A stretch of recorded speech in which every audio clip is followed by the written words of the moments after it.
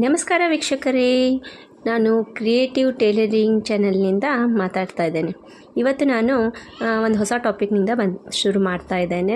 ಸಾದಾ ಬ್ಲೌಸ್ನ ಹೇಗೆ ಕಟ್ ಮಾಡಬೇಕು ಅಂತ ಹೇಳಿಬಿಟ್ಟು ವಿಡಿಯೋ ಸ್ಟಾರ್ಟ್ ಮಾಡೋಕ್ಕಿಂತ ಮುಂಚೆ ಯಾರೆಲ್ಲ ನನ್ನ ಚಾನಲ್ಗೆ ಸಬ್ಸ್ಕ್ರೈಬ್ ಮಾಡಿಲ್ಲೋ ದಯವಿಟ್ಟು ಸಬ್ಸ್ಕ್ರೈಬ್ ಮಾಡಿ ಅಂತ ಹೇಳ್ತಾ ಹೊಸ ಚಾನಲ್ ವಿಡಿಯೋಗಳನ್ನು ಅಪ್ಲೋಡ್ ಮಾಡೋಕ್ಕೆ ನನಗೂ ಅನುಕೂಲ ಆಗುತ್ತೆ ಅಂತ ಹೇಳ್ತಾ ಸ್ಟಾರ್ಟ್ ಮಾಡ್ತಾ ಇದ್ದೇನೆ.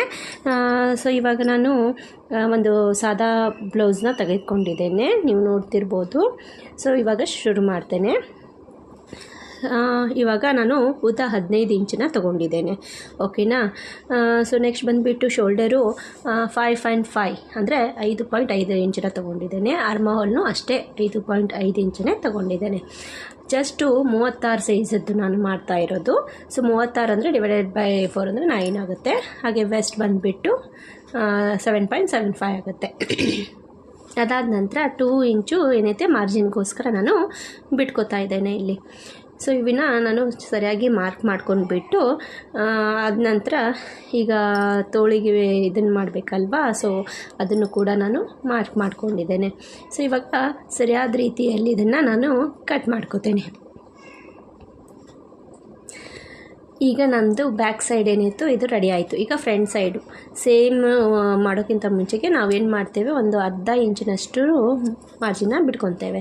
ಅದಾದಮೇಲೆ ನಾವೇನು ಹಿಂಭಾಗದ್ದೇನು ಕಟ್ ಮಾಡ್ಕೊಂಡಿದ್ದೇವಲ್ಲ ಅದರ ಪ್ರಕಾರ ಅದನ್ನು ಇಟ್ಟು ಸೇಮ್ ಹೈಟು ಗೀಟು ಬಿಡ್ತು ಎಲ್ಲನೂ ಇಟ್ಟು ಮಾಡ್ತೇನೆ.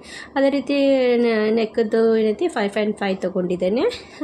ನೆಕ್ಸ್ಟ್ ಬಂದುಬಿಟ್ಟು ಟಕ್ಸ್ ಪಾಯಿಂಟ್ನ ನಾನು 10.5 ತೊಗೊಳ್ತೇನೆ.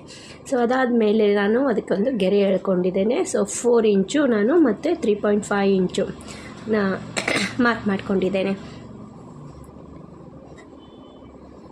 ಇದೇನಿದೆಯಲ್ಲ ಇದು ಪೂರ್ತಿ ನಾನು ಟಕ್ಸ್ಗೋಸ್ಕರ ಹಿಡ್ಕೊಳ್ತಾ ಇರೋದು. ಈಗ 2 ಇಂಚಷ್ಟು ನಾನು ಇದನ್ನು ತೊಗೊಂಡಿದ್ದೇನೆ. ಈಗ ನಾನು ಏನು ಕಟ್ ಮಾಡ್ತಾ ಇದ್ದೀನಲ್ಲ ಅದನ್ನು ನಾನು ಪ್ರಿನ್ಸಸ್ ಕಟ್ ಇದನ್ನ ತೋರಿಸ್ತಾ ಇರೋದು. ಹಾಗೆ ಅರ್ಧ ಇಂಚು ಕೆಳಗಡೆನೂ ಬಿಟ್ಕೊಂಡಿದ್ದೇನೆ, ಹಾಗೆ ಒಂದು ಅರ್ಧ ಇಂಚಷ್ಟು ಮೇಲ್ಗಡೆ ಮಾರ್ಜಿನ ಮಾಡ್ಕೊಂಡಿದ್ದೇನೆ. ಈ ಥರ ಮಾಡ್ಕೊಂಡ್ಬಿಟ್ಟು ಕಟ್ ಮಾಡ್ಕೋಬೇಕು.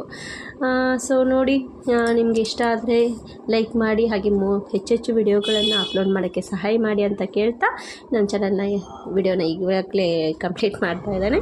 Thank you.